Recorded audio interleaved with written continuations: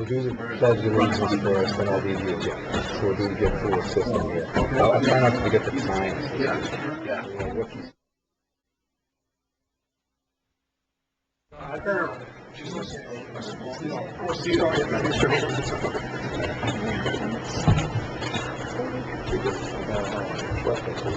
We're on, guys. Welcome to June 10th, 2008 Selectmen's meeting. And Paul, please, for the national anthem. The national anthem? I'll sing if you want. Pledge allegiance to the flag of the United States of America and to the republic for which it stands, one nation, under God, indivisible, with liberty and justice for all. Thank you, Paul, for singing so well. All right.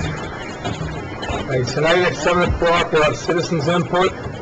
7:05, we have a public hearing, application for New England Patriots home games for 2008-09 season. At 7:20, we were supposed to have Robert Hickey in here with Napontet Dam. That has been postponed to the next meeting. 7:40, Jennifer Riker, breast cancer 3-day walk. 7:50 p.m. Planning Board, reappointment of Gordon Green as associate member of the Foxborough Planning Board. 8:30, Conservation Commission, executive session to discuss legal strategy with the Board of Selectmen. Then we'll have new business, old business, and action. Okay. 7 o'clock. Is anybody here for citizens input? I was contacted by the chairman of the advisory committee, say Lorraine Bruin. She will be here. She's flying back from Maryland, I believe.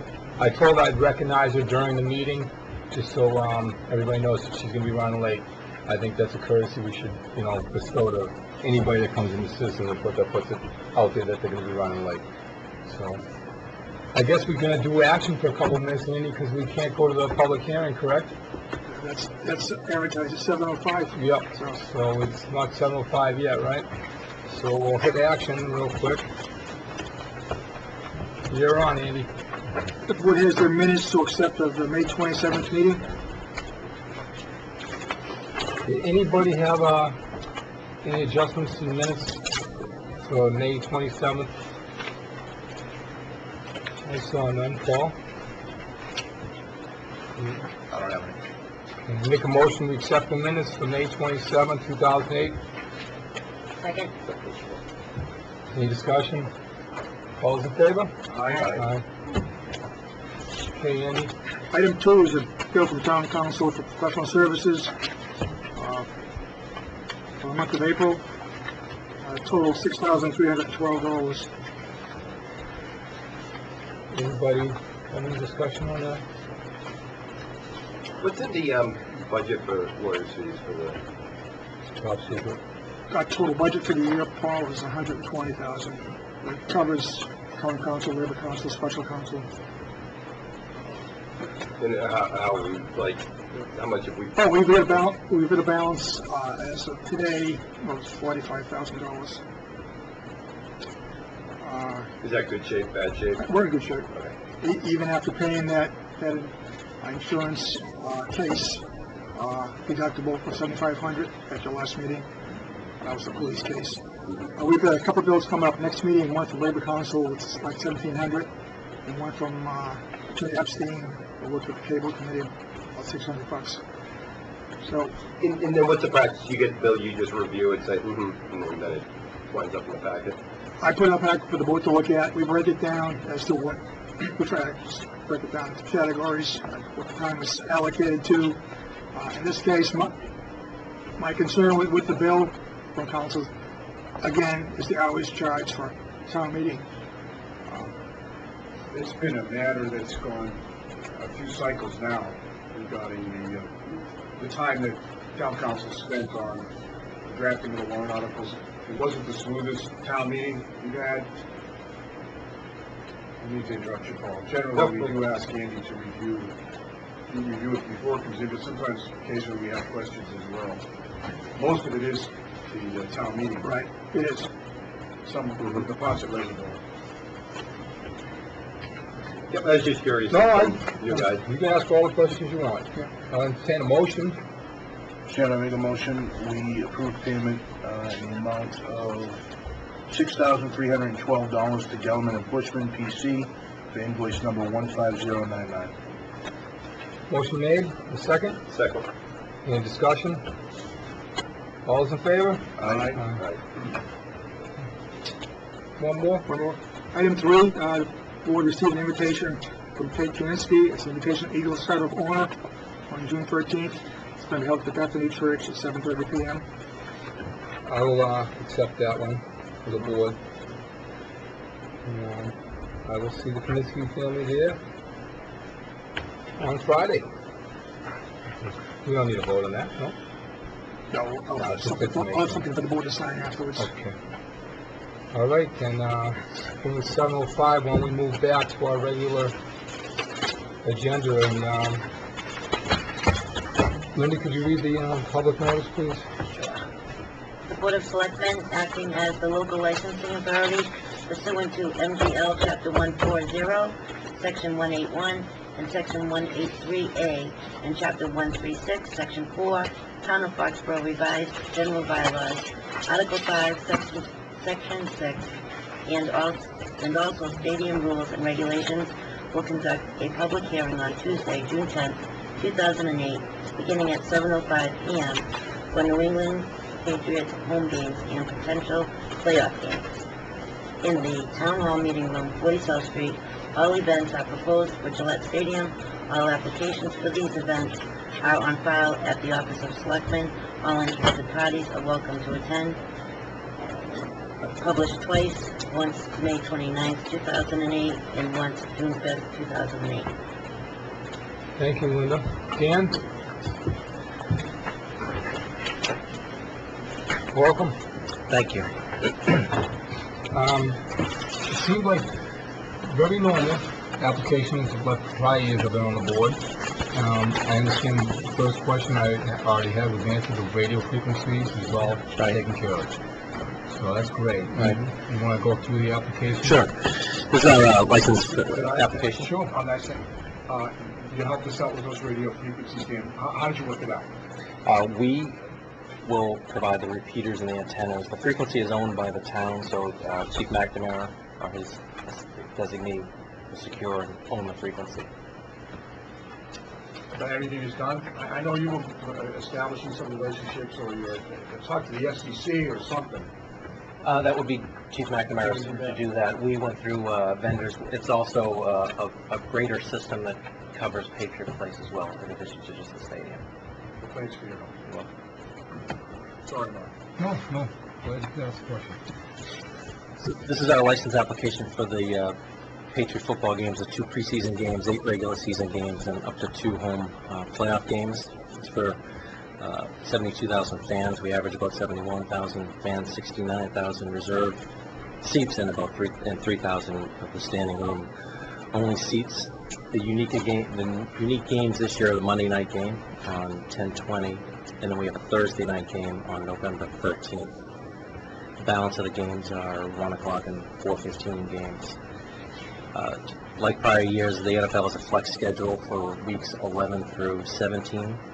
For Gillette Stadium, it affects 2 games, the Steelers and the Cardinals games, and the NFL will give us notice at a minimum of 12 days if those games will change, and they'll just change time-wise. They'll stay on the same day. Our parking lot's standard 4-hour opening, stadium gates 2-hour opening, and the parking lots close within 2 hours, depending on the game. The police can clear the lots as they see that they can, as the Route 1 corridor can accept cars. We say within 2 hours in case the Route 1 corridor is cleared, then they can clear the lots sooner if they like. We'll continue to have MBTA service from both Boston and Providence. Our overall spaces are about 23,000 spaces. That includes 2,050 designated for parking fields for the retail operation. And the big change this year is the Patriot Place, the North Plaza will open in August, and don't know a date. I think it's going to be a rolling opening, stores and retail shops at various times throughout August and September. from the P10 lot, which is across the street, which is about 50% of, or a little over 50% of our parking capacity. There'll be designated crosswalks as there were last year, controlled by public safety. Designated cross through the North Plaza, 2 points, and through the dedicated parking fields for the North Plaza, a total of 2,050 spaces per the site plan approval. And a lot of it is the education we'll have with our fans, and we'll do that through the signage, through emails, through our fan guide, through mailings, and we'll continue to update the fans on a weekly basis. We've had extensive, planning with all the agencies, external and internal department meetings. We have further hosted meetings, and these will continue with the individual departments within the public safety. To each chief has put together a group of his men that we meet with periodically over specific operational deployment, staffing, equipment needs, etc. And we realize that the plan is a live document, and just like with all of our football games, we have several prep meetings internally. We have an all-agency meeting. We'll have a debrief meeting afterwards, and then continue for every single event. And we know that the plan changes, weekly almost. For the NCAA games, we did this even with 3 consecutive days. We met, tweak the plan as necessary. So it's not done in a vacuum by any means. It's done with all the agencies' input. And as much as planning as we've done and continue to do, we realize that once the full-scale model, as our development guys say, is up there and running, we'll continue to have these meetings. And I know we do run, we collectively, public safety, Mass Highway, our ambulance company, etc., run very good events. And as much as planning as we do, I'm sure that we'll have continuous meetings throughout the course of the opening throughout August, in addition to just the game by game meetings that we'll have. And confident we have a plan, and I'm confident that collectively we'll have the expertise to adjust that plan as necessary. Any questions, Paul? No, I just wanted to bring up the fact that I met with Mr. Murphy a few weeks back, and there was a few things on my radar screen. We got in public safety, and it's interesting that, it talked about some of the changes up there with a lot of parking being across the street now, and certainly their whole operation is changing, and we got to be cognizant that Chief McNamara and Chief O'Leary, their operation is changing as well. So I wanted to, just bring it up to their attention. I know Chief McNamara followed up with a couple of his guys from the fire department, and I think the Patriots organization was very amenable to working out some of those things that they needed up there, some of the public safety issues they identified. So I'm confident that it's a great working relationship going into the season. I was happy to hear that he followed up with those guys, and that we're going to meet some of those needs, because it is, like you said, it's a working document. It's a changing operation up there. I just had one question. I saw the new gate up on Fidelity Way there. Right. How are we looking with those Opticom units? Is that fully functioning? Is that something else? I think the chief tested it last Saturday. Okay. Yeah, that's why that gate is, that's the Opticom gate, and the reason, if there's an emergency, the PD, the fire doesn't have to wait for our security to go from the command center to open the gates. They can do it remotely from their vehicles. Perfect. Okay, that's all I have. No? What's that? James? Dan, when does your regular season start? I think it's September 7th. I'm just wondering why the application, the actual license itself has 14 dates on it instead of 12. Pre-season? Impossible. It should be 12. It should be 8 12, plus I'm 2 sorry, plus let's have 7. 12. Yeah. I was counting backwards. What's preseason? Counting backwards 10, that would make the opening regular season in August? Preseason. Preseason. We play 2 preseason home, and then we have a potential for 2. Oh, Most I'm we can play sorry, is 2 you're at playoff games. the playoffs. So, all right, my math was wrong. Thank you. Always the Giants and the Redskins and the Eagles. It's the same ones every year, right? Yeah, we control our preseason schedule, and this will be our last year with the Giants, so we'll be moving on in 2009 with other teams. Linda? No, I read Chief McNamara's notations as well as Chief O'Leary. I was glad to see that the chief is actually going to go to the NFL training program.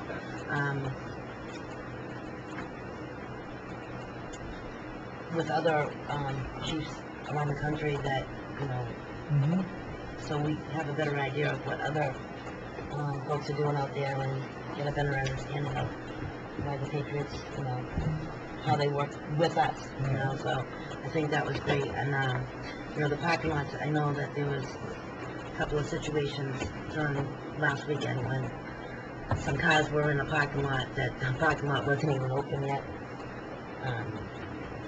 But it wasn't one of your, it was one of the off-site lots that some of the folks had just driven in there to get off the Route 1, I guess. I don't know.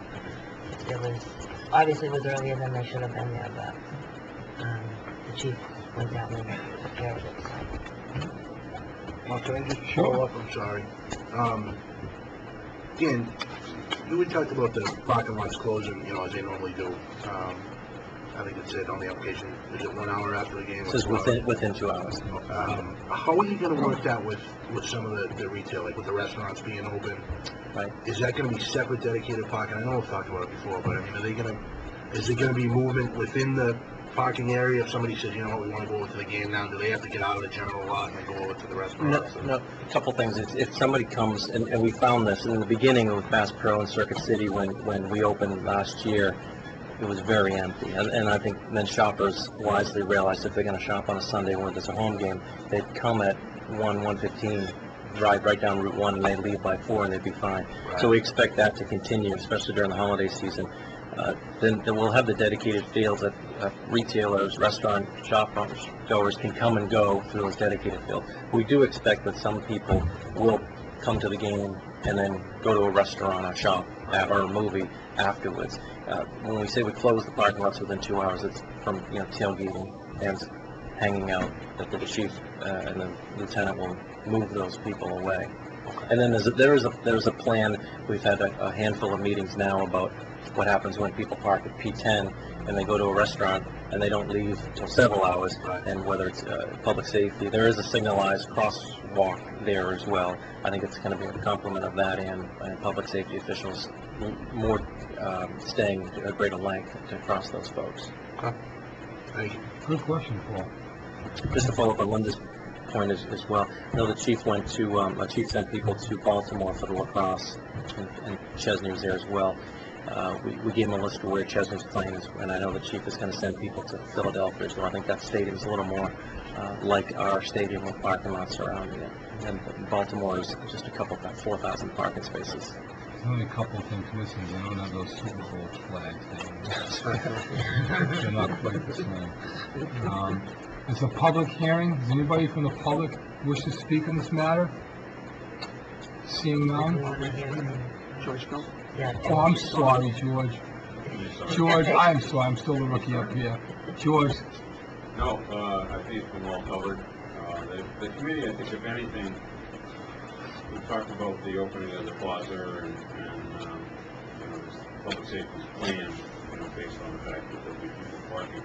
I think the only other thing is that long term that we asked them that they're working on is the ever longer drinking in the lots issue that they're opening because they have to or earlier, and that from the chief's standpoint really is what creates more of the problem than anything else.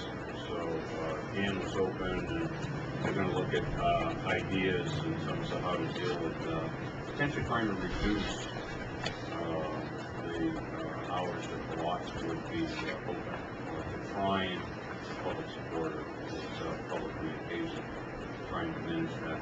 But they're going to have the increased permanent manning levels in the lots that were instituted after the Kenny Chesney concert, which I think is, so the manning levels are up significantly from what I'm told.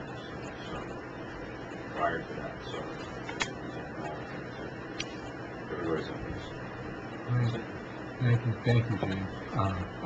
Go ahead. Well, I wanted to go back to the schedule, because your paperwork almost always comes in very complete, Dan, and I just wondered if it's our paperwork. If you just look at the potential, the proposed license, it gives us August 7, 22, and 28. Is that because the preseason games haven't been scheduled yet? I don't want to sign the license, Dan, only to find out at some later time it doesn't correspond with your actual schedule.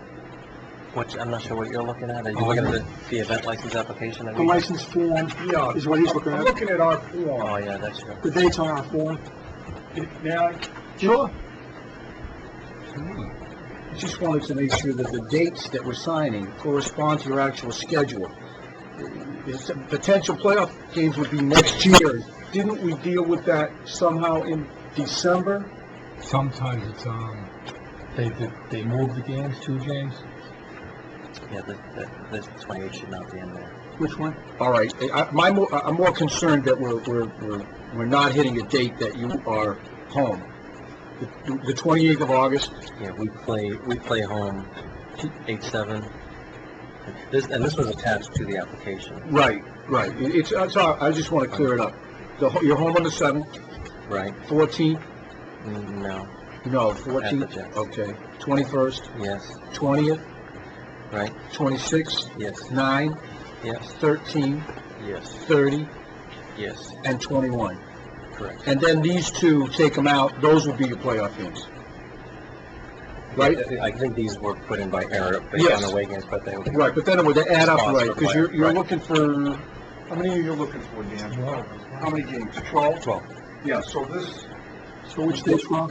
1, 2, 3, 4, 5, 6, 7, 8, 9, 10, plus the 2. Right. okay, so these two should come out? Which day are you talking about? 28th August? Right, and 14 September. And then the license would, That is 10 games plus the potential 2, is that all right? Yes. It does.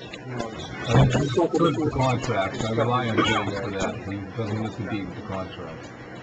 Okay, Chief Mack, I'm sorry, would you like to say anything in this matter? I'm all set, Okay, great, thank you.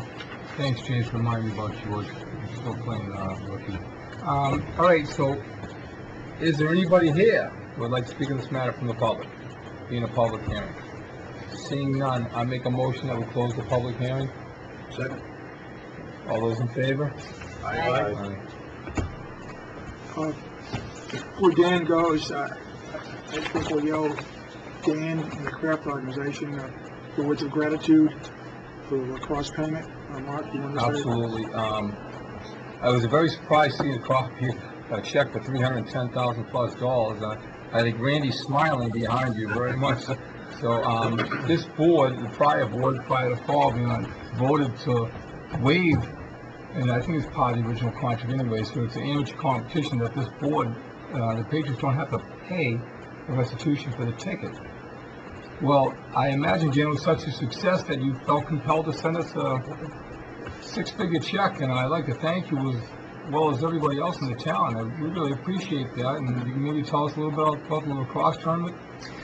It was a great event, great family event, 3 days. The tough part, it was over the Memorial Day holiday with the staff working, but, very good crowd, traveled from 41 states and 6 countries to come to the tournament. We have it again in 2009. The success of the event is we launched ticket sales for 2009, and we're already at about 11,000 tickets sold, where we weren't at 11,000 tickets for about 6 months into the sale last year. So we expect it to grow in attendance as long as the gas prices don't go $6 a gallon. But we're excited about having it back, and the NCAA had a great time. We heard from most of the schools that participated, and they enjoyed their time in Foxborough and the communities, and so we'll look forward to it next year. How many people did you have attend? We sold strip tickets for and sold about 40,000 3-day packages, and then individual games, several thousand per game. But we broke the record on Sunday and Monday for attendance. Fantastic. And, just on that, I was out that weekend with my wife Lana. We went out and we had dinner out a couple of nights, and it was a great thing to see. I think we went down to 99 the first night. And, every table was packed, and it was either somebody from Duke or somebody from Virginia. They all had the lacrosse, T-shirts on. You could tell it was families that came up. You go out into the parking lot, we couldn't find a space because the hotel was packed. That's good stuff. I mean, that's what we want to see. We want to see more of that. People traveling from up here, spending the weekend, staying at our hotels, going to our restaurants. That was one night. The second night we went over to Mansfield, and it was the same thing. Every restaurant seemed to be packed with people. It wasn't, certainly wasn't a headache from my point of view. Over in the neighborhoods, it didn't seem like there was a big drain on our resources, but there were people and they stayed here all weekend.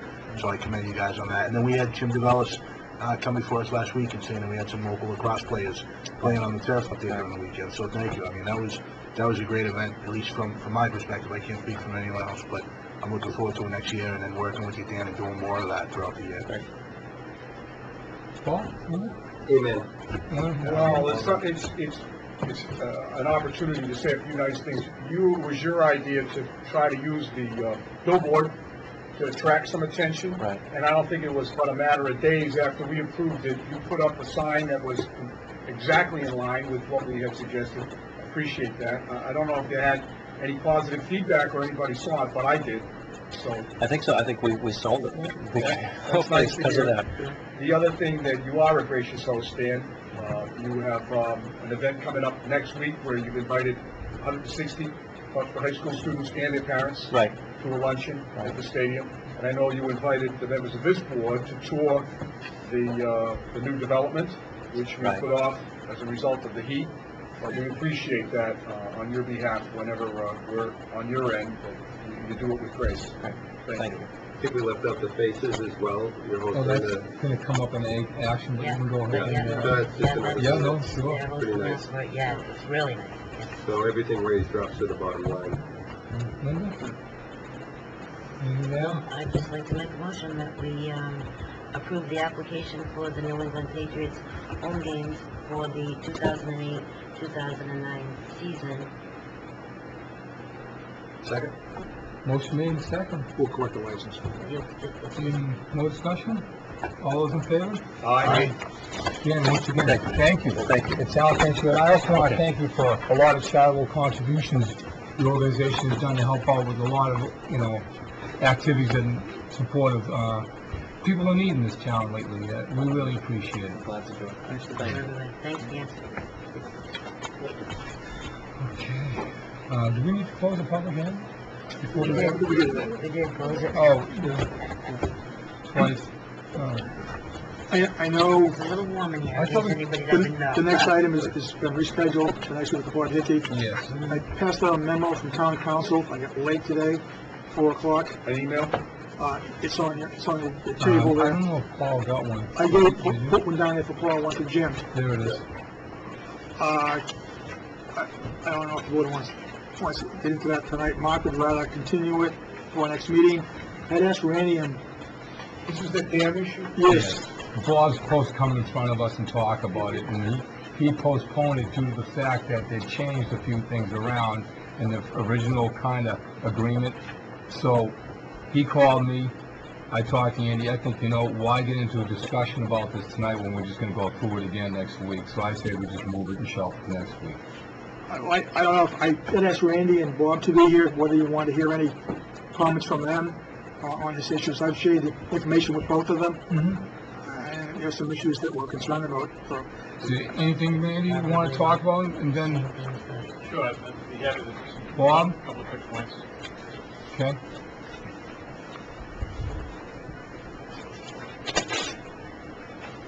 Yeah, I'd love to see you smile, Randy, you know that? Kudos to the Kraft organization. I think accepting this property that you're being asked to accept, assuming everybody's on the same page on that. Right. In my opinion, I think it'd be a big financial mistake for Foxborough. This is private property. The owners of it will be compelled to remedy the issues to the satisfaction of the state. Just like the town of Foxborough is being compelled to remedy issues with our 5 town-owned dams at a cost pegged at well over $1 million. We'll not be able to fund other needy town projects by having to spend the money on those projects. But that's not enough good reason not to take ownership. I would remind the board that there are significant liability risks that town council has articulated here beyond the maintenance costs would inherit with this property. There's yet to be the resolved hazardous materials issue for which the DEP could tap the town to help fund those costs. And if the phosphorus number wasn't large enough to get people concerned, I would imagine that the remaining issues could be even more significant. Again, I strongly urge the board not to support taking ownership of the property. I see it as the equivalent of a Trojan horse. I would tend to agree with you, and I expected exactly to hear that from you, Randy. And I think we will entertain Mr. Hickey next week, and we'll have the same conversation. Well, is there anything you need to add? No, I have concerns too, that, if we did take them over, it would probably be under my department, so it'd be more of a burden on us. The Crack Rock Pond one concerns me a lot. At this point in time, there's some already existing ownership issues there. Who owns what? The Ponset River Company seems to think we already own the road part of it. I tend not to totally agree with that, or partially, but that's an issue that's going to have to be worked on, I think. And so some more infrastructure. Does the board want to continue this conversation or just wait till next week? I mean, I think it's going to be a lengthy conversation. And I appreciate I don't wanna- everybody coming in. I'd rather not bog us down on Yeah, I don't mind continuing this next week when Bob is here to get Bob's full comment for the board. I was just puzzled why council was pushing me today to put it before the board tonight. And I told him, Bob, if he couldn't be here tonight, so that's my only comment right now. All right, great. Everybody concur? Yep. Okay. Thank you, gentlemen. Thank you. Bob. Thanks, Bob. Good to see you.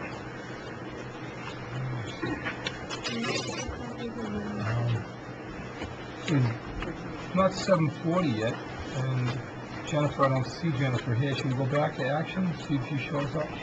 Which turns out some more of us. It's all messed up when you start shuffling around. Sorry. We left off at item number 4. Yep.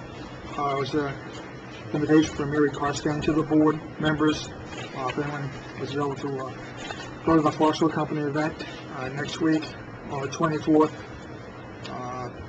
where they're going to be honoring some of their employees.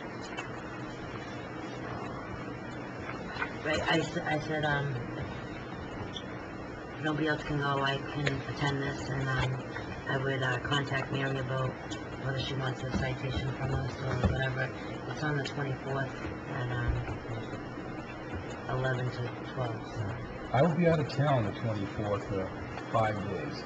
Nice. Leaving that day. So I appreciate Linda. If somebody else can help Linda out or back her up in case her scheduling conflict. Did you say you were able to go? I can go, yeah. Good deal. I'm working, so I appreciate it, Linda, if you could. Awesome. Okay, I guess that's settled. Okay. And I'll contact Mary about. All right, let us know. Yeah, yeah. Item 5, it's a active license renewal. The applicant is Raymond O'Neill. He drives the East Coast Limousine. Deputy Chief Chandler reviewed the application, signed the application for this renewal.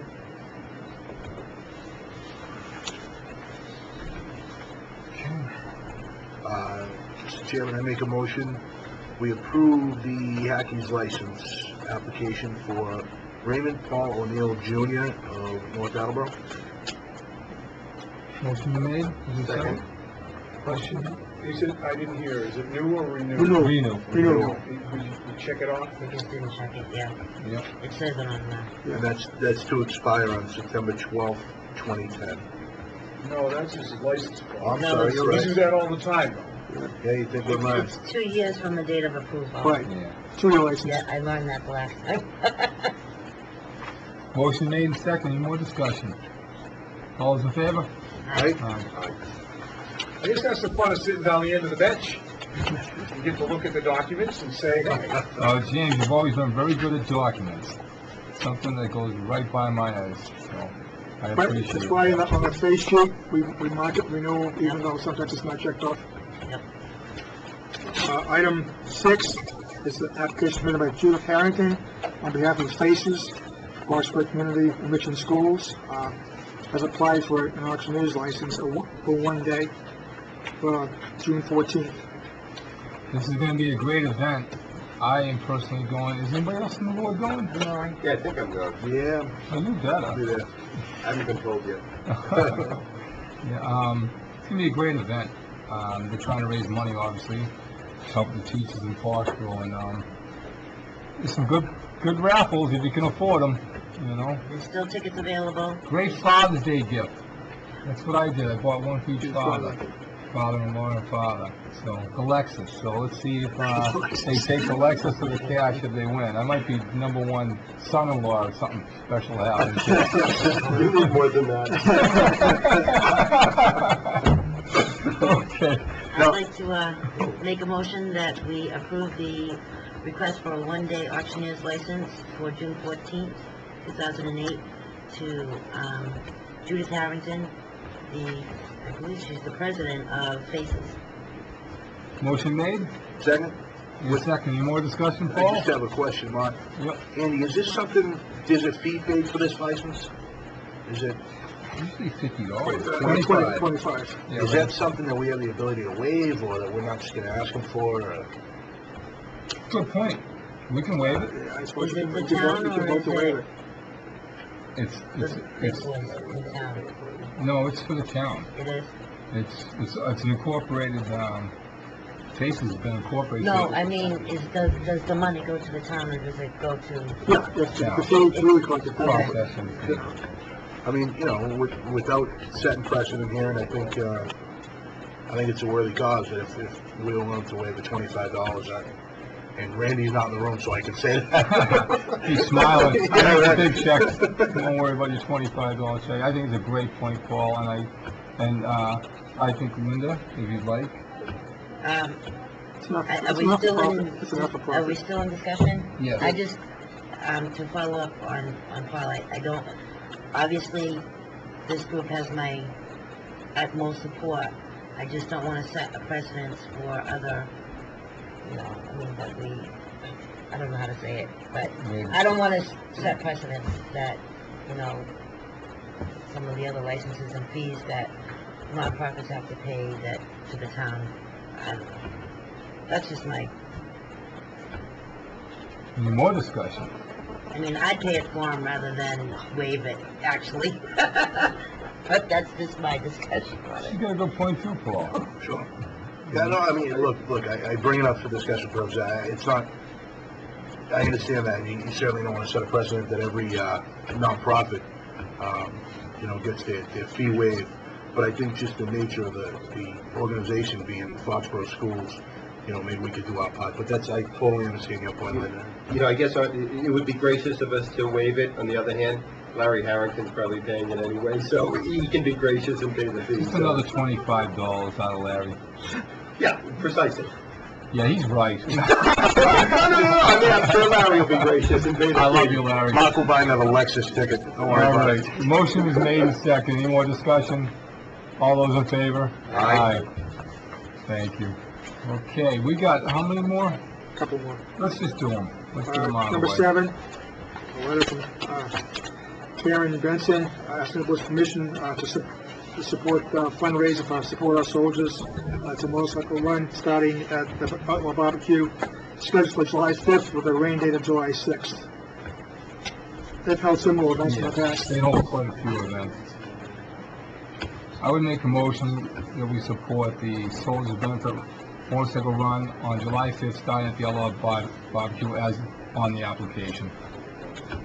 Second. Any more discussion? I hadn't seen anything from the chief, because usually the chief sends us a little note saying he's reviewed it and he's fine with it, but I know that we've done them before, so. I think he's away. Does Is he he at stay in? Yeah. Yeah? He's away right now. Is he up right now? It doesn't conflict with any licenses we've issued yet so far, so. Motion made and seconded. Any more discussion? Just, Mark, in the interest of stretching it a couple of minutes while we wait for our next appointment. And for the purposes, just to let the community know what this is, the SOS Run Support Our Soldiers is a benefit run for the soldiers that put their lives on the line every day so we may live a better life. This run is to thank them, support them, and let them know that their sacrifices are not taken for granted. All the proceeds from the SOS Run go to the soldiers serving in Iraq by a direct donation to the U.S. Army Department of Morale, Recreation, and Welfare, MWR. So I think it's, July 5th, I think it's probably a great day to get out there. If they're running through a significant portion of the town, people can get out and maybe line the roads. It might be a nice day to show some support for the soldiers and for this run. So I won't be around, unfortunately, but if I was, I'd like to get out there and check it out. It looks like a great event. Well said. Any more discussion? All those in favor? Aye. Okay. Item 8 is just an invitation to a selectmen training session. I don't, Paul Morton's wants to Yeah, go to it. question, has anyone gone to one of these? Because I'm happy to go, but if you've gone and, Read the book. so I haven't gone. I didn't go. No, I read the book, the selectmen handbook that you got. I mean, if you have time to go, I'm sure it'd be a wonderful experience, but I've never gone. you know anything about it, Andy? I've, not being a selectman, I haven't gone to one of these, but I'm sure it's general information they advise the selectmen on for their responsibilities and some of the things they have to deal with. Just let us know if you want to go. We'll send in the form. Okay, well, I can send it in myself. It's a training seminar? Yeah. Did you go to it? No, but if I weren't working, I'd go anyway, because it looks interesting. And it's at Holy Cross, which is a fine school. Okay. Wait, Yeah, if I go, I'll come back here and share with you guys. Fine school though, a Salesian order school probably would have been a better selection, but, still do. Too hot. it's getting hot in here. Item 9, recommendation from the chief to reimburse Officer Sean Buckley $850 for the course he has taken towards his degree at UMass. Okay. I'll take a motion on this. Mr. Chairman, I make a motion, we reimburse Officer Sean Buckley in the amount of $850 for a class he's taken towards his degree. Motion made and seconded. I'm sorry, motion made. I'll second. Second, Yeah. thank you. Discussion? Sean, you got an A minus. Let's see if you get that up to an A plus. All those in favor? Aye. Last item is a referral from the planning board. They'll be holding a public hearing on June 19th for a special permit for a temporary parking lot at 16 Washington Street. That's just information, correct? And we're gonna sign this. At the end of the meeting on the table, there are a bunch of mylars, but all the streets were accepted at town meeting, so the board needs to sign those sheets afterwards. Okay. I do not see Jennifer Riker here yet, but I do recognize Lorraine Brew. Can I go to citizens input? Because I told Lorraine I would hear her tonight, and she was running late. Lorraine, how are you? Good. Welcome. You need a copy of that? I have. Anybody need a copy of it? God, she might. Oh, you need a copy of it. I brought my copy from my email. Please, Lorraine. Come on up to the big table. I got mine. Thank you.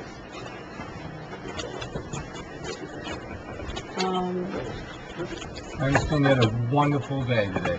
Yes. Good for you. Baltimore and back. Baltimore. Hot down there?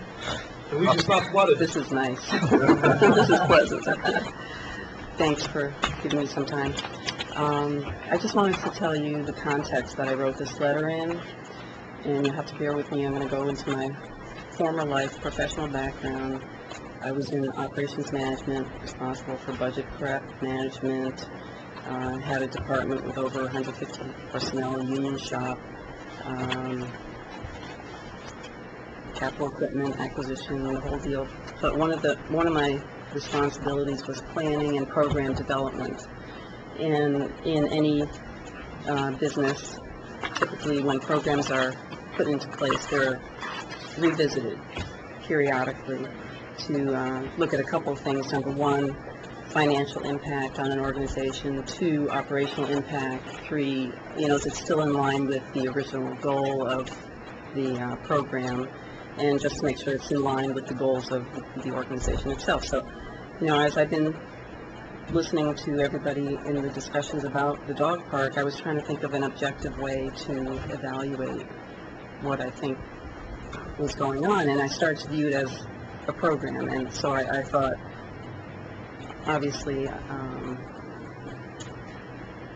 I've been used to putting together a response for an organization as to how a program is functioning, so I thought I would try taking a crack at listing some of the things that I would have to report if I was looking at this as a program. So basically,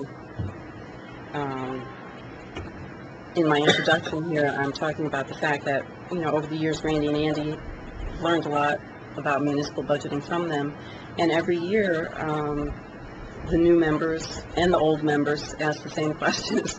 What's the problem with revenue generation in our town? And they consistently answered that we have disproportionately more conservation land than any other of the surrounding communities. And, we've seen comparison of revenue generation of all these surrounding communities. Randy's provided that with us.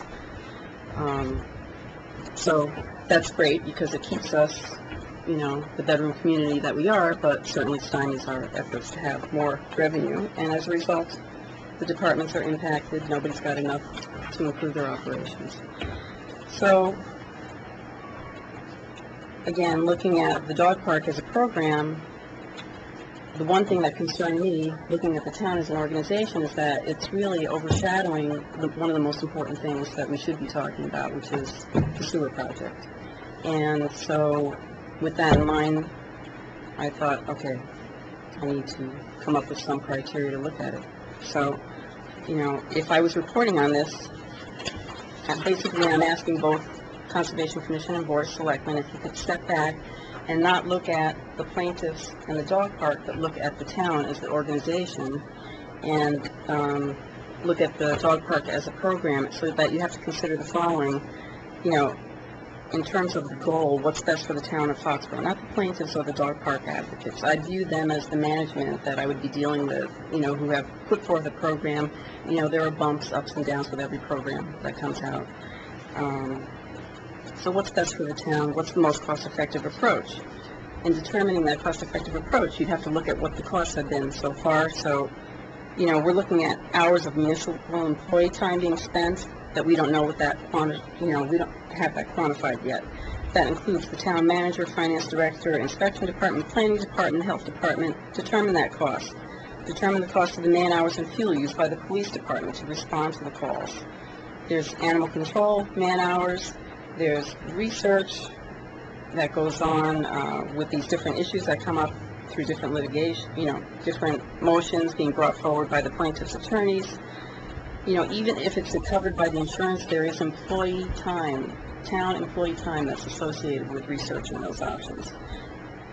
That's just the start. Add those to the initial $7,500 outlay that, the legal costs that aren't covered by the insurance.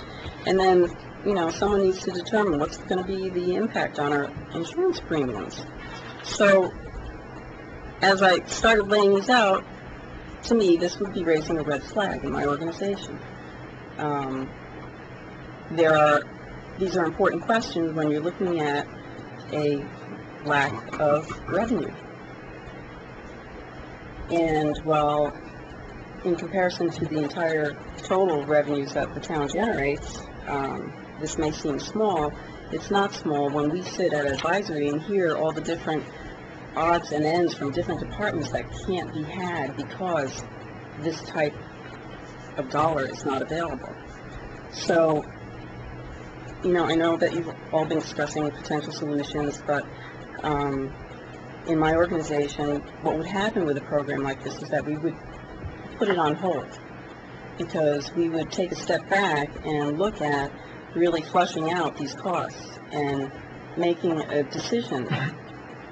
Do we want these types of costs associated with this type of program to continue my initial response would be, you have to really step back from it and do a formal business plan, because you have to identify all the pros and cons. You have to go and look at, there have to be models out there that are cost effective. They have to be found. This one does not appear to me to be cost effective because of the time and the hidden costs that exist.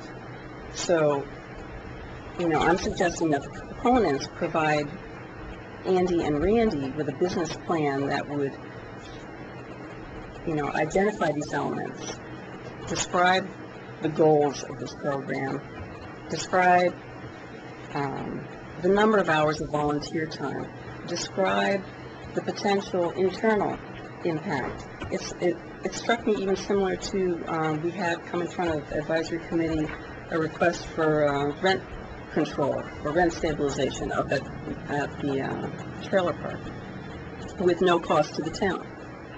I have from my family's business experience with rent stabilization and rent control, and I know that there are huge costs, huge time requirements, that all of that would fall on the organization. For this situation, it's falling on Andy's office. So, I think for starters, perhaps there could be consideration to putting the program on hold, because it's just continuing to divert Andy's time and his staff's time when they don't have adequate time for their current duties. And again, we hear this year after year after year in front of advisory. So I'm asking if both the Conservation Commission and the Board of Selectmen would consider putting the program on hold, taking a more business-like approach to this, and determining what's best for the town, not the plaintiffs, not the dog park proponents. Look at it as a program. Those are the individuals who are currently being involved in it, but take a step back. And it's really important always to focus on the situation, not the individuals involved. It's just a classic that I've seen in our organization, and the only way to really get to a solid, unemotional decision is to analyze it as a business group. So I appreciate your time.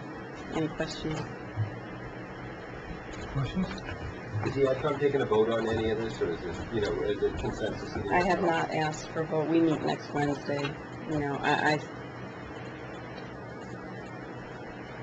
I know from our discussions that there's a concern about the costs. Last year we couldn't have a website for $9,500 in the budget. This has certainly cost us more than $9,500. It's just, in many senses, just a mind blower that it's continuing to drain in a very quiet way, resources that are very short to begin with.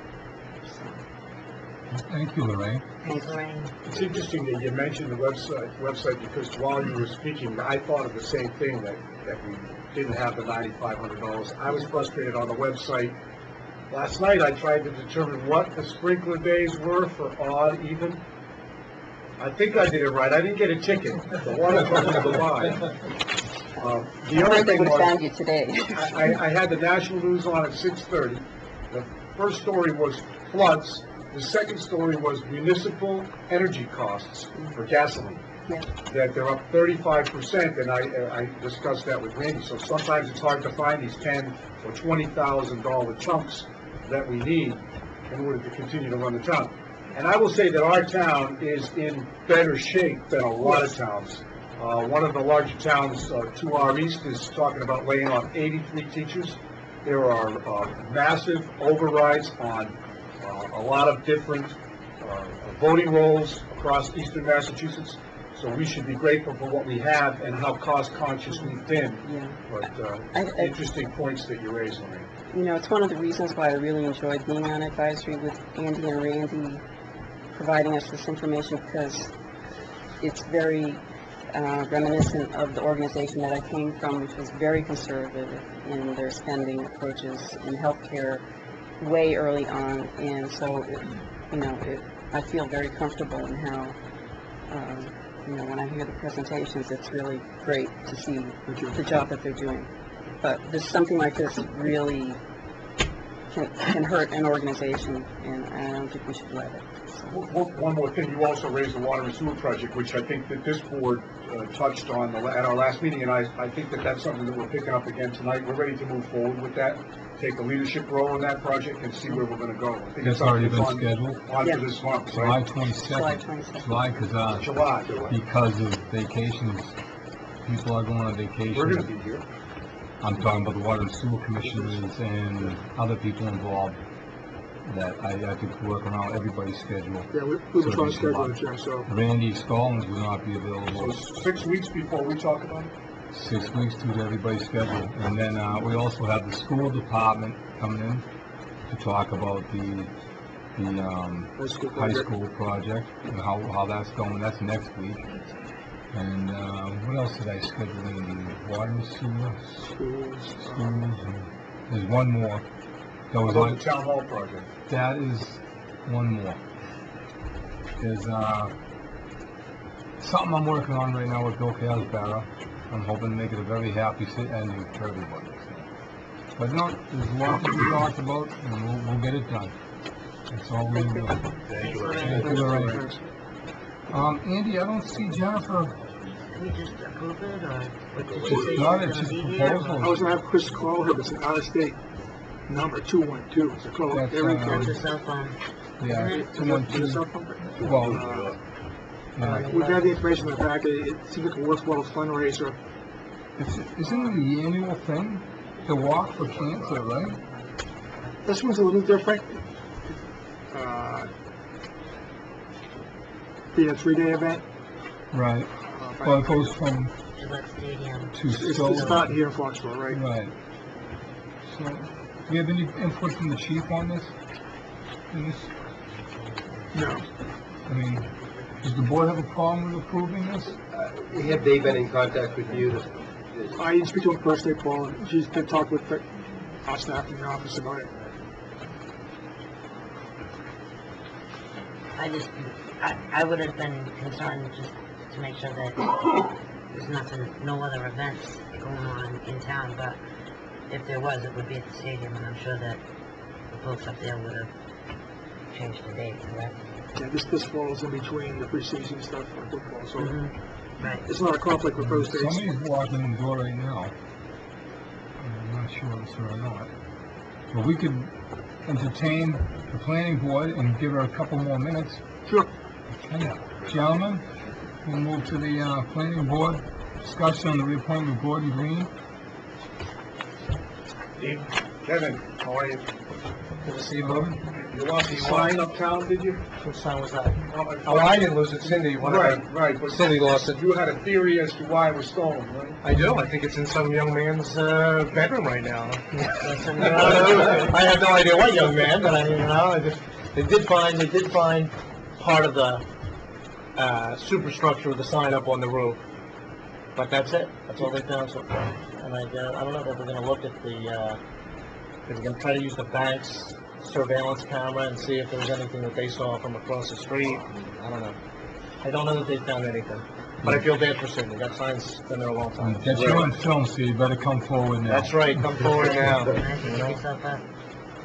So, the primary reason we're here this evening is to talk to everybody about the reappointment of Gordon Green. I'll be happy to pass out copies of a memo that was sent by our board to your board based on a vote that was taken by our board. We unfortunately could not get a full board to come this evening. There we go.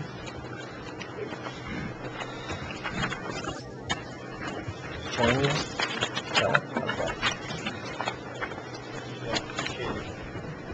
So, May 29th, our board took a vote to unanimously reappoint Gordon. He was before you guys for an interview, I think the Tuesday prior to that. We voted unanimously to reappoint Gordon. He is, I have to be frank, he's just an outstanding member. I mean, he in many cases spends more time researching things and going out on sites and talking to applicants than even full-time members do. I mean, he's fortunate to be retired and have some extra time to be able to do some of those things, but he is very diligent, and he likes it, he cares about it. You know, he provides good information to us as a board. His opinion is well thought of. He attends virtually every meeting that we hold, whether he knows he's going to vote or not, with the exception of times where he's away on holiday or has personal family business that, you know, precludes him from attending. He's just great. I mean, you know, he really does care about it. So obviously we feel strongly that we'd like to retain him, and we hope you guys all felt, and ladies, felt that, you know, that his interview was, you know, appropriate, and that you feel similarly. Well, anything to say? No, I agree, and I'm ready to do it. Likewise. James? Kevin, how often does Gordon, we had a discussion with some alternates on the Board of Appeals. Yeah. How often does he participate in A, the vote, and B, the discussion? He participates in discussion whenever he likes. I mean, he's welcome to do that. The rules allow him to do that. He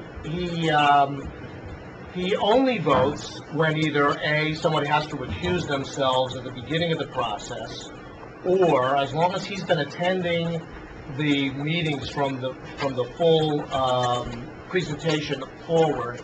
If for some reason one of the other members was out of town on business and then was no longer able to vote, he would have the opportunity to vote then.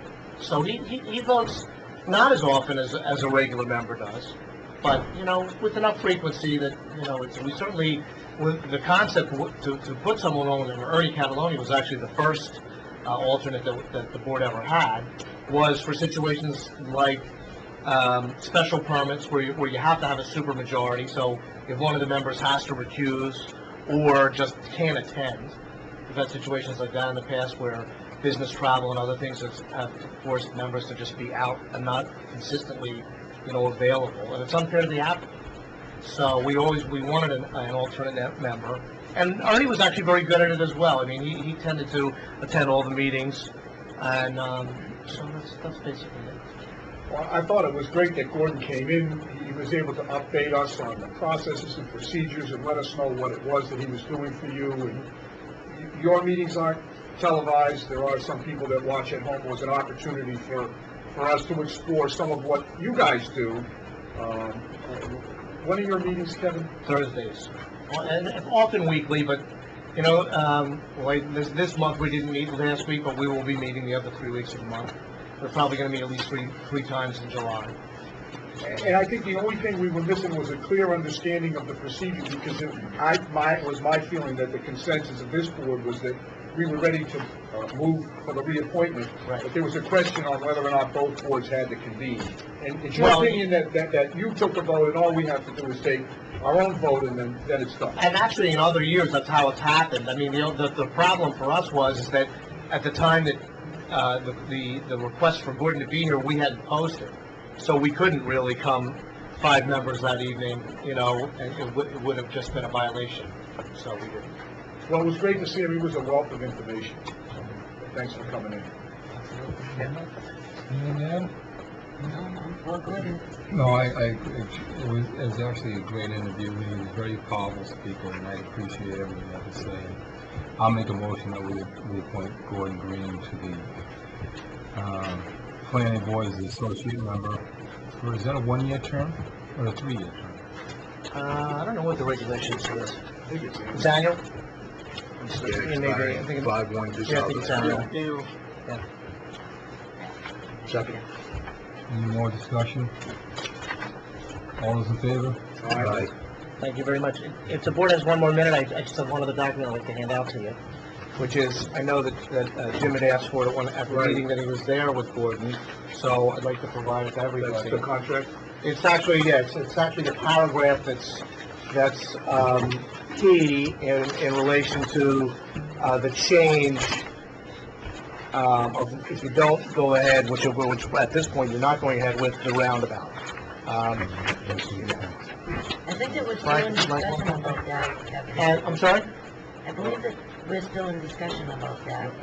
Well, I thought it was up to you. Well, here's just so everybody understands, this paragraph was put in place under traffic roadway and other improvements in the document that allowed Patriot Place to go forward under site plan review. And essentially what it says, it gives an opportunity there for, if there were reasons that a particular piece of a roadway improvement or everything couldn't go forward. Those things included things like an appeal or approval not issued, or costs just being wildly out of control and impossible to construct whatever it is we demanded that they build, and they would be relieved of that responsibility. And what happens then is that what it reads is, in connection with any unbuildable improvements that may arise, the petitioner may meet with the board, meaning the board of the planning board, to provide the value of such unbuildable improvements in the form of alternative mitigation to be discussed with the board, or, number two, pay to the town the value of such unbuildable improvements. Such funds to be utilized by the town's DPW for alternative local roadway upgrades. I think the fly in the ointment here is, what can we get for the money? I think the board, and that included Gordon, even though he was not a voting member on this matter, felt that this was the safest, best improvement that we could get. It's not that, I know Mr. Feeney mentioned in his interview with that evening, as part of the discussion, that he felt that, what's his name, the traffic engineer? Yes, Jeff Dirk stated that that the Hammerhead was just as safe. And I attended that meeting when Jeff presented to you, and what I thought I heard him say was that it might be safer than the existing condition, but he did not feel that it was as safe or safer than the roundabout. And what I would say, as for example, the fly in the ointment is, the issue is that there's X amount of dollars in this. From what I've been able to ascertain, and I'm sure that the Patriots will come in here and or the organization and give you an actual number. But from what I've been hearing, the number for the roundabout is approximately $200,000. That's the number that it's going to cost them to build it. They bid it with 3 different, construction firms, well-known, Lynch, and some others. I don't know exactly who. And that's roughly the number.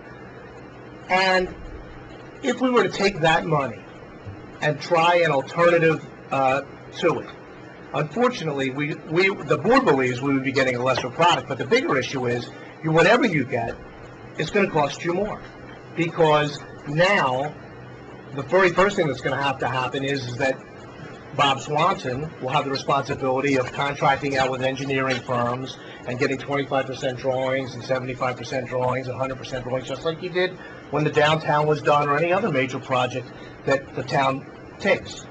So that's a cost that's not built in, because they've already done the engineering on the roundabout. They won't include that in this. Their thing to us is, okay, it would cost us this to construct. We'll give you the check for $200,000, and you guys go forward. The additional problem is that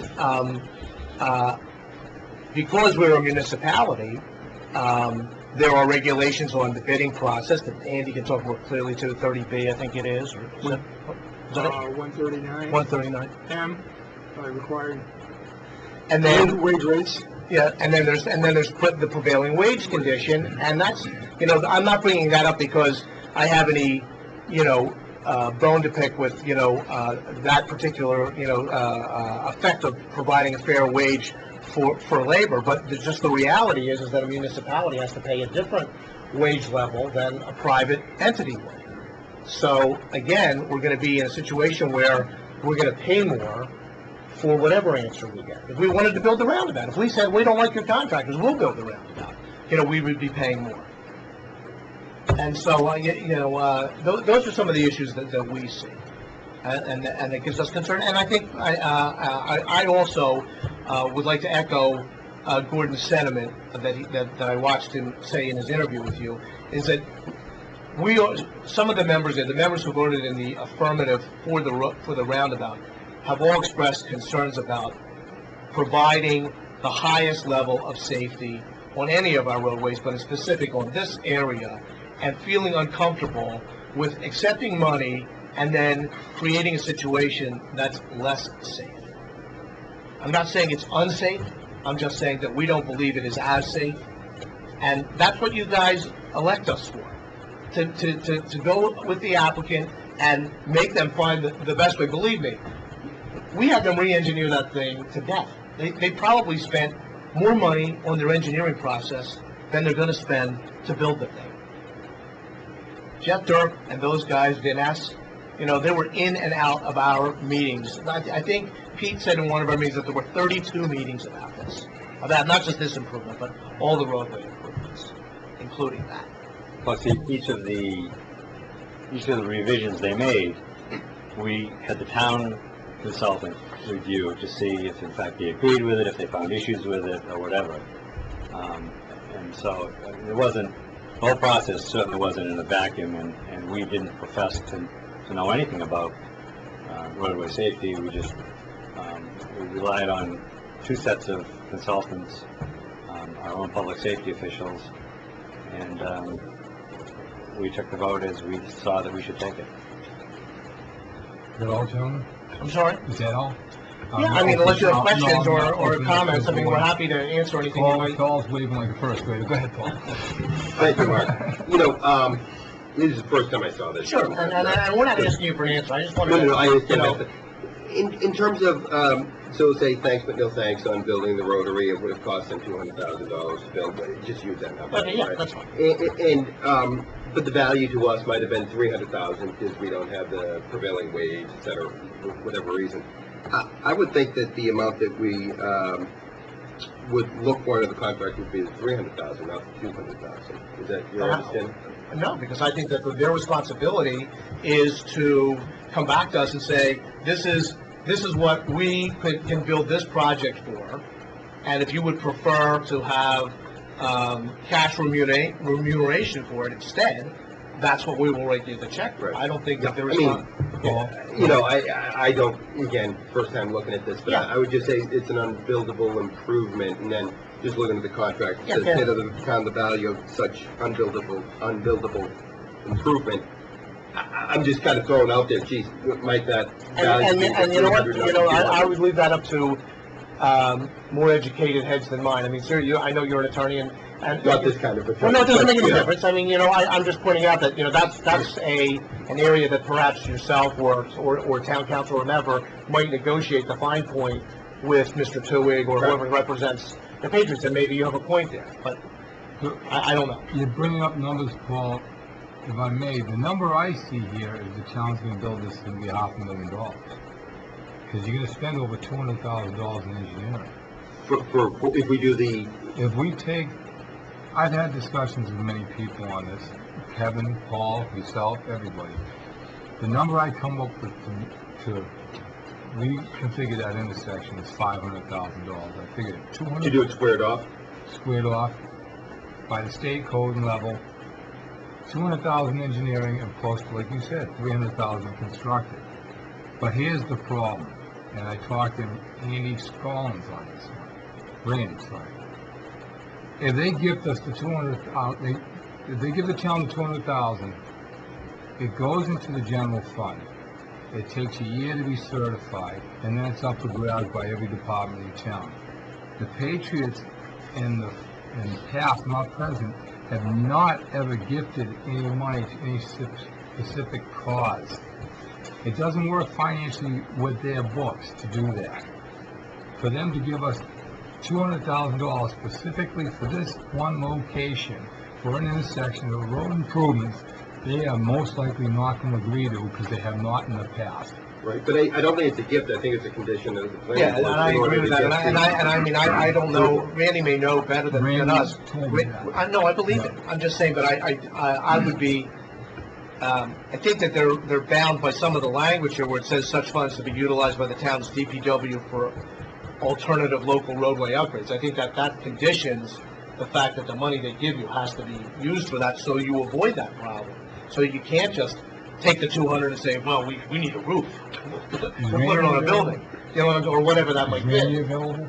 I would think that that'd be conditioned to some extent. Well, in my discussion with him, that was impossible. Well, no, I'm not here to, I'm not, look, I'm not a lawyer, and I don't know, Randy may be right about that, I'm not trying to argue the point against him. I just think that our impression was, especially with language in there like that, that was making it clear that the money had to be used for those purposes. Well, I'm not sure Randy saw this piece of paper, but most likely yes. Well, I won't belabor it. My point is, I guess, as between a squared off, if that's the right term for it, intersection or the rotary, my understanding was that the rotary was more valuable in terms of cost more. Right, thank you. And given that between the two, the roundabout's more expensive, I would have thought that under the contract, we would be able to get the teed off without it costing the town more. And the way I heard you was... I'm sure that at the point where you asked, that you asked the Patriots organization to present the numbers to you, we did ask them to cost out both. Right. So I'm sure that they will present, bid information from the same individuals that bid on the roundabout as they did for the other thing. But it'll be construction cost, it will not be engineering cost. Right. No, I get that, But even for the hammerhead, it would be construction cost, so it would be construction cost of A and construction cost of B. Right. Well, I would think everything's subject to negotiations with a discussion with the Patriots, right? I mean, it's interpretation of this, regulation 29 of the site plan review, and we haven't had that discussion yet, so we wouldn't know. Any more, Paul? James? Are you done, Paul? Yeah, I think I am. I mean, I still don't think... I think we're missing each other on the point I'm trying to make, which we don't need to make it tonight. I just think we're not knowledgeable enough to answer. It's not that we, I'm not sure that we're missing. Yeah, I guess it should be a foregone conclusion that it's going to wind up costing Foxborough more dollars in order to get the teed-off intersection as compared to the roundabout. I don't necessarily see that as falling out from these words, but... Okay. Just to make a point, the only thing I'm concerned with is the number, and if we can take it and put it to that one situation. And like I said, in discussions with Randy, we cannot. So that's all I'm concerned with, because we will be talking about this again. Well, it does sound like we're going to need to at least expend some of funds in order to do the teed-off. We're not going to be leave it as is, right? It's going to be either, well, no, that's your decision. I mean, I think that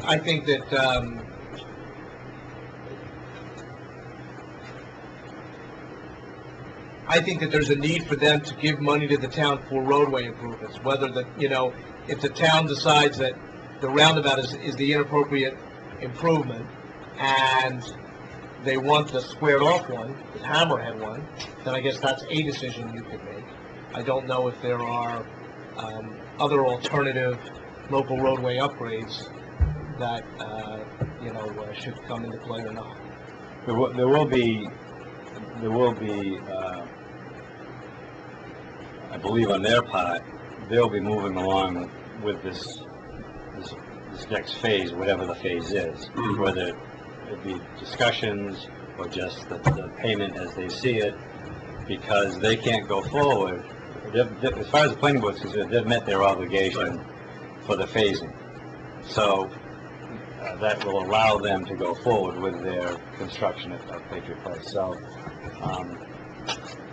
they I don't believe will be of a mindset that they'll say, well, we can wait 6 months while we come to this. No, I don't believe that. James? Well, I'm glad you raised the issue, because I think that, first of all, it's not a gift, it's a matter of contract, and I commend you guys for having the foresight to even see the potential of the issue that, well, you know what, we're not going to go with that improvement, you'll need to pay us the money. I think Paul raises an excellent point, that there is some room for interpretation in the language, and is it prevailing wage price, or is it a private contractor price? I was disappointed. I appreciate that there may have been some frustration from a planning board point of view. Clearly, a lot of work had gone into that plan. A lot of professionals had weighed in, experts. Your board, Kevin, had spent a lot of time on it. So I would expect that when it didn't go forward, that there was at least some initial frustration. But it is a problem that we face, and maybe together we can work it out. I was also disappointed when I approached Mr. Toohey because he indicated to me that it was the roundabout or nothing. And my understanding from a discussion I had months ago was, well, it doesn't matter to us what you choose. So I never understood that the Hammerhead intersection was gone, that it was completely off the table, that it wasn't something that could come before us or be revised. My first expectation was that there was going to be a revised plan submitted, and we were going to look at the Hammerhead, and at the time I had even cautioned the neighborhood that that plan might come with a light. And is that something that you want in the neighborhood? I didn't know. Yeah. And a lot of it's a process of education. If there isn't any more room for the Patriots organization to come forward and say, here's an engineering on a Hammerhead plan, and to have a meeting with your board and say this is maybe something that we'll entertain, and we work it out over the course of the next 6 weeks. There's a lot of work that this board has to do. One of those issues I felt this board had to take some leadership on was that one, because this board was the one that said, we're not going to do the roundabout. When I came to understand that it was just a matter of contract interpretation, dollars and cents, now I see that that also presents some difficulty in determining what that value is. And I think you raise an excellent point, Kevin. It does say for alternative local roadway upgrades, and isn't that intended to be that particular intersection that we were working on? And maybe we need to have a discussion with the finance director, and Randy's not even here, so I don't know if we're looking at the same language. So all these things are still in the mix. My preference would be, and for the developer to come back with some kind of preliminary T intersection or Hammerhead intersection plan that might be acceptable to you, that might be more acceptable to the neighborhood, that might increase safety, might not be the safest. Well, I don't think anyone can disagree that if you limit cars to 10 miles an hour, it's safer. I appreciate that. So I think a lot of good points have been raised. The bottom line is that I was disappointed that it just came down to, okay, well, what's the value? But the thing is, just for point of clarification, the board took a vote not to revisit it. Yeah. So as far as the planning board is concerned, you as the selectman have made your decision, Yep. and now you have the opportunity to do whatever you think is best with the appropriate funding or whatever. The vote was, as Kevin stated, that we voted for what we thought was the safest, and so we're unwilling to take a vote for something, in our opinion, is less safe, but there is the option in there for you folks to do what you see fit. Well, I think you're right. That's really where we're at, and the next step is for the developer to meet with your board to provide the value or pay to the town. If that's where we're at and your board's done and you're going to go on to the next phase, it's out of our hands. Okay. I got something to say. Linda? Is it truly out of our hands? Well, how do you mean? Well, It's out of your hands in the sense that your board had a job and our board had a job. Our board's job was to do all the planning issue, deal with the roadway safety matter, and make the recommendation until it got to the point where what we considered a simple roadway opening came to your board. Your board had a job to do too, and your board made a decision about the roadway opening. So, I think it is fairly cut and dry. I mean, I can tell you this. I mean, you're not going twice already. There has not been enough votes to go forward in a positive way to bring it back for reconsideration at our board. Your board's entitled to reconsider anything you would like. Your process is a lot shorter than ours. And frankly, having nothing against the views of the neighborhood, our board, by a majority vote, just really felt that 40 people are holding up, a project for an entire town based on their desires and wishes. And we felt that if that was was not safety minded. It had nothing to do with safety, and all the complaints, other than the fact that evening, were not about safety. They were really about, personal issues. They were about how they felt and how they thought it was going to change and alter their neighborhood. Which they're entitled to. Dave Solomon has appeared before us many times, and believe me when I tell you, and I know if he was here, he would agree with me, we have protected his personal interest on many occasions, both with Patriots projects and also the other construction projects for the state hospital that have directly impacted him. So, it's not like we don't have a relationship with Dave. We do. On this particular matter, he had very strong feelings about it and felt that he needed to move in a different direction. So, if I understand him, unless we revisit this and instruct you to go back, is that what you're saying to me, Kevin? Unless you revisit it, you won't do nothing. Even if you revisit it, we're done. Yeah, if you make a decision to change your vote or revisit it, reconsider relative to the plan that was presented to you, that's a decision of your board. If you're asking us to reconsider a design project for the Hammerhead, we're not going to do that. Okay, just so I'm clear, Linda, you have something else to say? Yeah, I know that we had some discussion last week because the minutes reflect it, that, Jim, you had brought up the fact that, you wanted to get some more conversation about the T effect and perhaps get somebody else from the developing team back in here to discuss it. And I had said, well, I would agree to that, but I think that the roundabout needs to be further discussed also. For about 20 minutes, again, we've been talking about how much money Patriots are going to give us, whether it's, $300,000, it's $200,000 plus, maybe what it's going to cost us, etc. We need to get back to our major thing is the public safety. And it's not just Jeffrey Jarko said it, but it was the consultant that you guys hired specifically said that this is the safest. So I'm going to stick to my guns on, if it's the safest, that's what we should have gone with. And I feel bad that we didn't. And I hope that we don't look back in hindsight and say, oh, there's that T that we spent, whatever it is.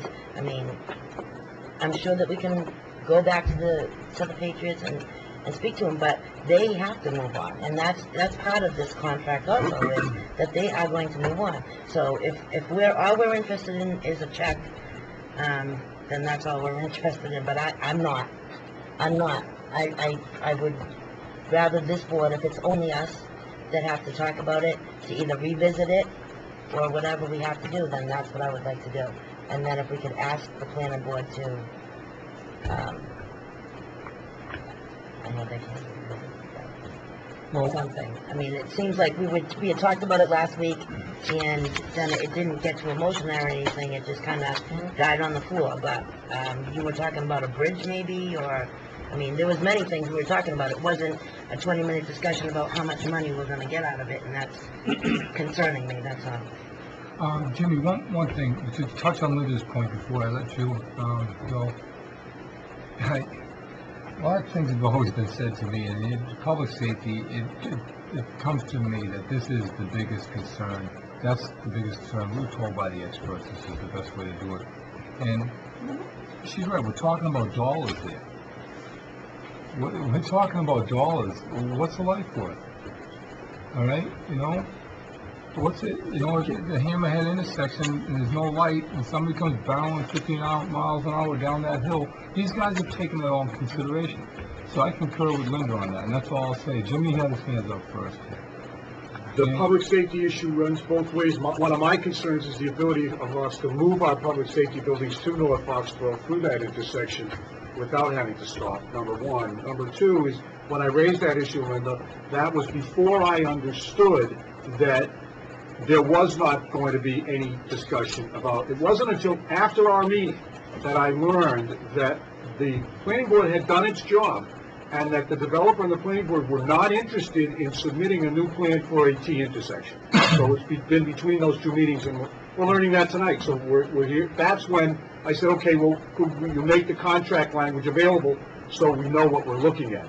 The contract language and whatever money is negotiated, I think would be between the planning board and the developer. That's where I see the negotiation. I would hope that the town would dedicate to revitalizing or renovating that intersection. And yes, I brought up a number of things, and Mark and I actually laughed about it later, because some of them you can get absurd in terms of safety and slowing down vehicles. And you put a low bridge there, and no truck can ride up North Street, things like that. But I think that intelligent, reasonable people can come up with another solution for that intersection, which balances the concerns of the neighborhood. And I thought Mr. Solomon made some very persuasive points of his own in terms of against the roundabout. But intelligent, reasonable people can come up with an alternative. And if it ultimately boils down to the money and the use of our highway department to make the improvements, then we'll do the best we can with what we have at that intersection. That'd be my position. Well stated, Paul. Moissan's first, Paul, sorry. It's not about the money, I agree, it's about safety. I really think that it's an unfair characterization to say that it's about the money. I think we should all agree amongst ourselves, safety is foremost in the minds of selectmen for the town of Foxborough. I think that's kind of just a basic truth. I think that reasonable minds can disagree as to whether or not which is the safest. I mean, it's not, universal proof that roundabout is safer than other options. I just don't believe that to be the case. And since I've crossed that road and think that there are other alternatives to reach that level of safety, I think then it's critically important to get the maximum amount of dollars for Foxborough in that case. So just simply reading the contract that's saying, let's look, value of the town of Foxborough is X. I wouldn't even say that there's anywhere in this contract does it say there's a credit for already sunk costs. Probably not. Let's say, can I have the value? Thank you. And those are my points. Okay. Yeah. Paul's right, and Mr. Weinfeld's been right on the entire night. I mean, the process is what it is. It's not, there's no gray area. There's no ulterior motives.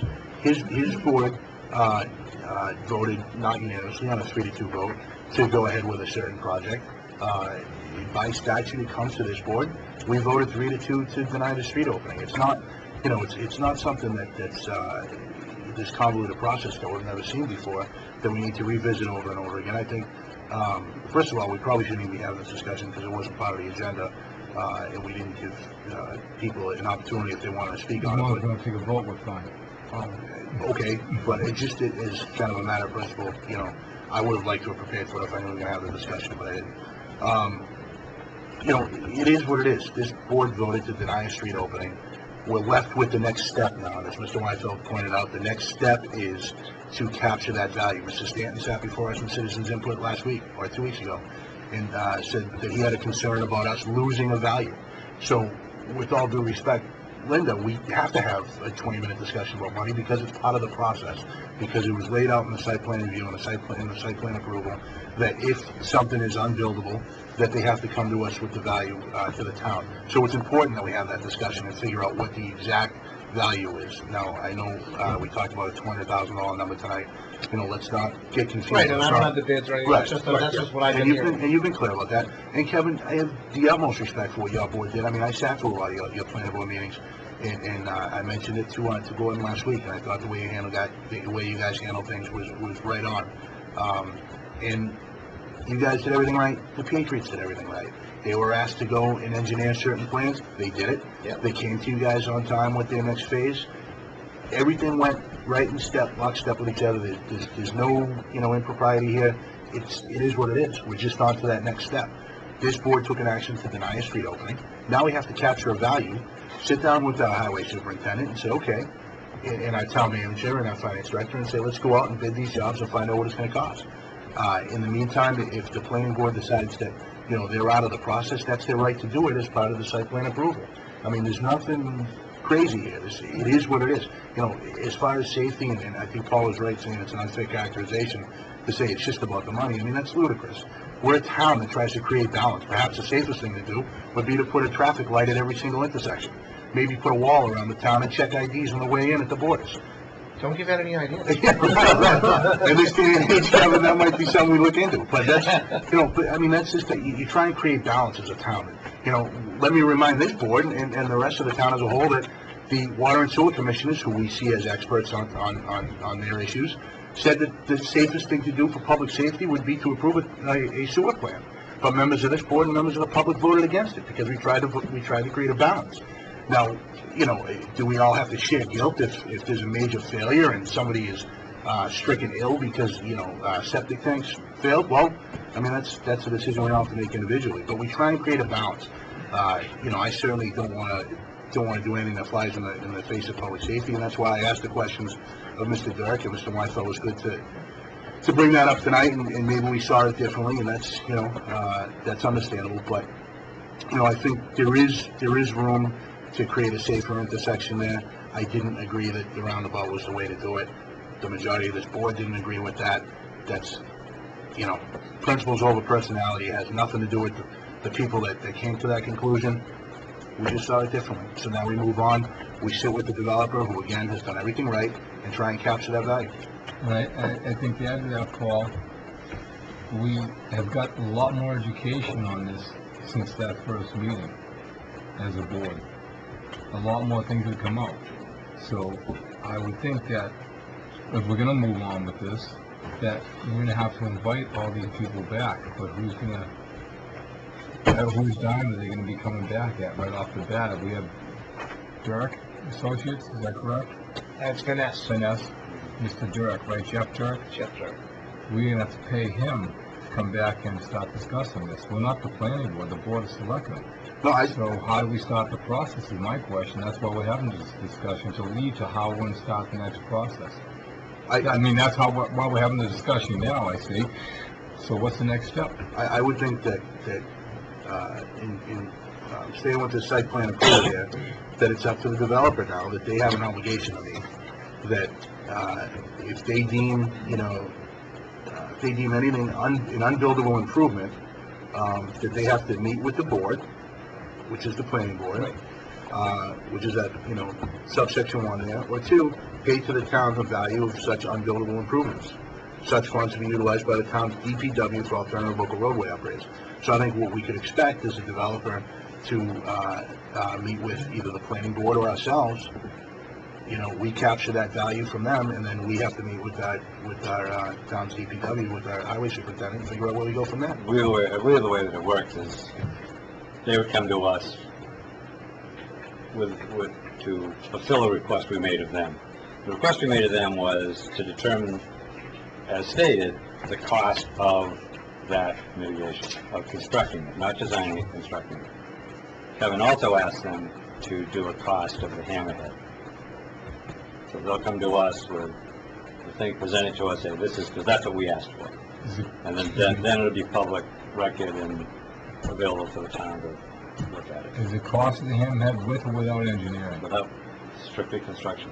What they're looking at right now is, if we had to construct the roundabout, what would that cost us? Right, I understand that point, but I'm saying, can you ask them for what it would, approximate cost of the engineering would be? When we talked about it, I believe they said, because the engineering that they had done previous in the roundabout was just conceptual, it wasn't construction engineering. VRFI on field per se? They just... You mean on the hammer? On the hammerhead, excuse me. Okay. So, when we talked about it, they said, yeah, well, we can give you what we're obligated to is the cost of constructing the roundabout, and we'll give you the cost of construction and, you know, the alternative that this board, the selectmen seem to favor. So they will have met their obligation to our request by presenting those two things. Once they do that, can you get in touch with me, please, so I can arrange for them to meet with us? Sure. With yourself. Could you guys bestow that courtesy of the board to come with them and present that to us? Sure. So Randy, we'll put that on the agenda when it comes back. Okay, thank you. We'll inform Andy by memo or whatever, and we'll come with what he needs. No, I appreciate everything you do, and everybody in this board does, in the town. All right, great. Thank you very much. You're very welcome. Thank you. Mark was welcoming you to come back at that same time if you'd like. I think he was. And I think they said yes. Only this casual Tuesday. And it's cooler. Good evening. Andy, we had one agenda that didn't show up, Jennifer Riker. Well, I would make a suggestion to the board. I would appreciate that. Since the event is fundraising to benefit cancer, It's a 3-day event. I would suggest the board approve it, subject to any public safety conditions the chief of police wants to attach to the event. We've done that in the James is past. writing the motion right now, I know he is. No, you know, I thought you were. All right. Approval, Jim, subject to any conditions the chief of police may want to attach to this event. For the breast cancer The walk, 3-day walk, the breast cancer. make a motion that we approve the 3-day breast cancer walk as submitted in the application, pending on any input from public safety. Any conditions Any the conditions chief wants to attach to the permit. would like to apply to public, attach to it, Paula, did you get that? Go ahead. Seconded by Linda, any discussion? All those in favor? Aye. Okay, now, that's all we have, right? Getting a little late, guys, any new business or old business? I just want to say thank you very much to the Foxborough Founders Day Committee. They did a fantastic job this weekend. As hot as it was, they were down the field all day. The next day cleaning up after everything, and great job to all those people, and thanks everybody that attended and supported them. So. Thank you, Linda. In terms, can we just talk a minute or so about scheduling? Did you say we have a meeting next week? No, Okay, I misunderstood that. no. You said it, but you meant two. July You meant two. 22nd. Okay. July, When you said meeting next week, you kept meaning the meeting in 2 weeks. yes, correct, In 2 weeks, okay. but that's how I said it. The, in terms of capital improvements, do we have anything, are we gonna be talking about, water and sewer before that July date? No. Do we have so many things lined up? Well, all due respect, Paul, why would we talk about water and sewer without them here?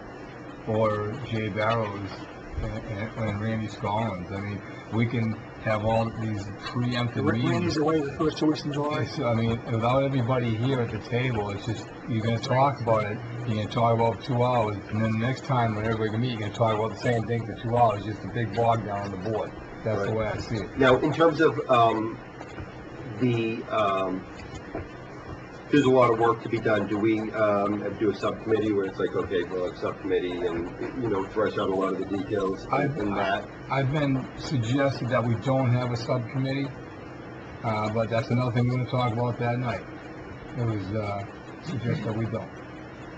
But just, Can I ask you who suggested that? Randy said that he had a better idea than a subcommittee. Can you share what his idea was? So here we go, not really, but now we're going into this whole discussion that we should have when everybody's here. I said, he said, so that's why I just want, it's the first day they can get. Yeah, I guess I was just thinking in terms of, the last 2 times we had, Board of Water and Sewer had their, items up on the warrant, that, it was very, came down to the last minute both times, and just in talking out loud, wondering when the next town meeting is, and then kind of planning backwards, geez, when are some drop dead dates for us to really, come to agreement on the different matters, and if we're already, starting in July, having a first meeting, yikes, do we have enough time to? We usually don't have, unless, I'm not aware of a particular matter having to be scheduled for time meeting action. It's usually late October or November.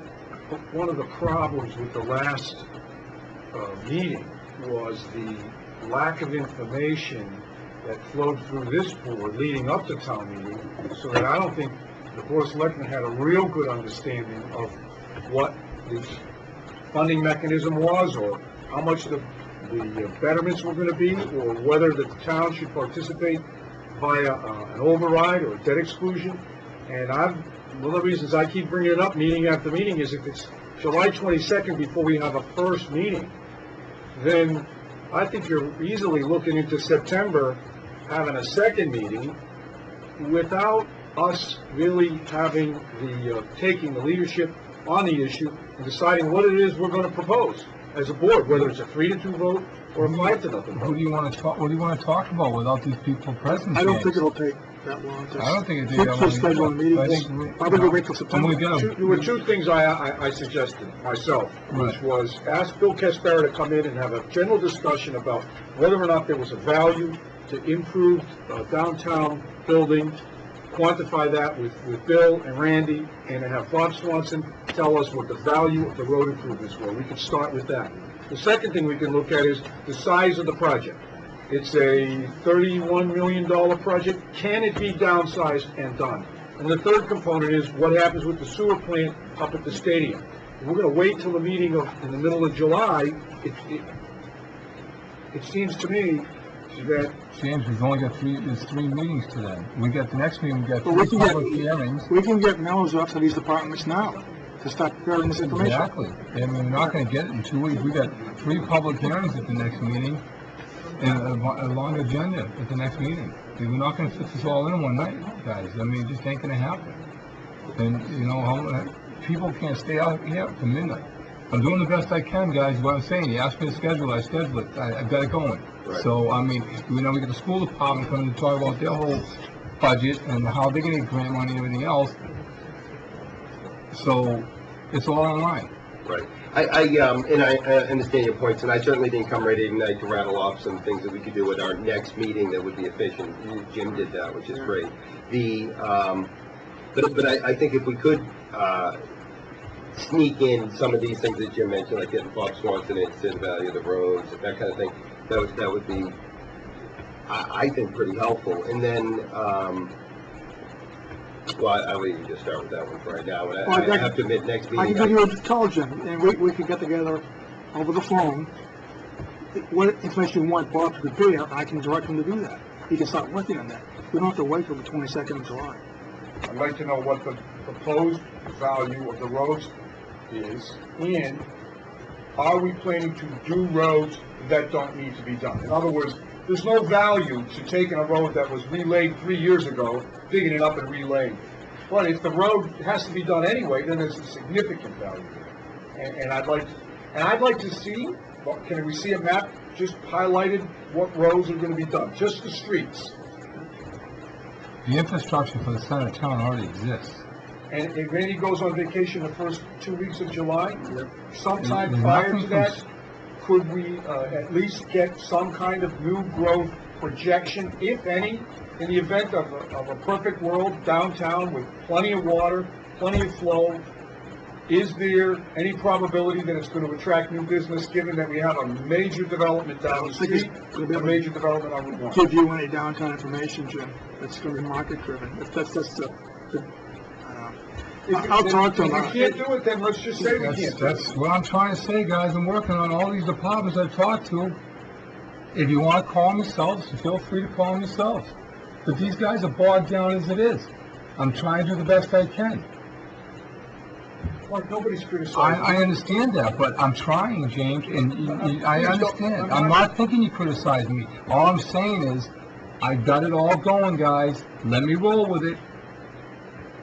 If you're not going to have 5 different meetings with 5 different boards. Get everybody in there at the same party, we'll drink out of the same keg cup, all right, at the same time. That's what I'm asking.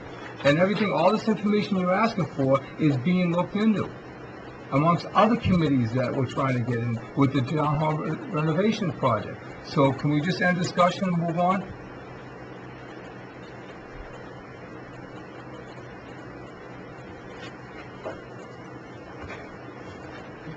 Motion to... Oh, I didn't get to say my new business. Okay. Foxborough High School graduates on Sunday. We've been invited as a board to attend graduation ceremonies. I'll be graduating the second of my family this year, class of 2008. I'd like to congratulate the class of 2008. I happened to be in Foxborough the day they drove around the common.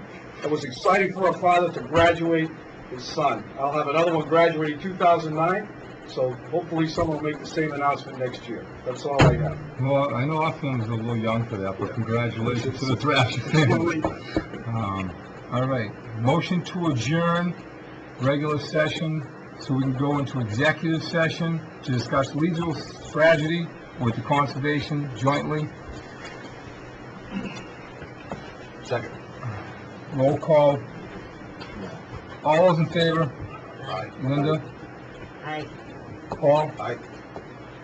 Aye. Paul? James? Yeah, I just, on discussion, the sooner that we can discuss these issues publicly, the better. The public is very interested in this particular issue, and I'm not sure what is really driving the need for executive session, but hopefully I'll find out tonight. So I'll vote in favor. Mark Sullivan, yes, I will answer your question in a minute. Take a 5-minute recess, we'll continue with executive session.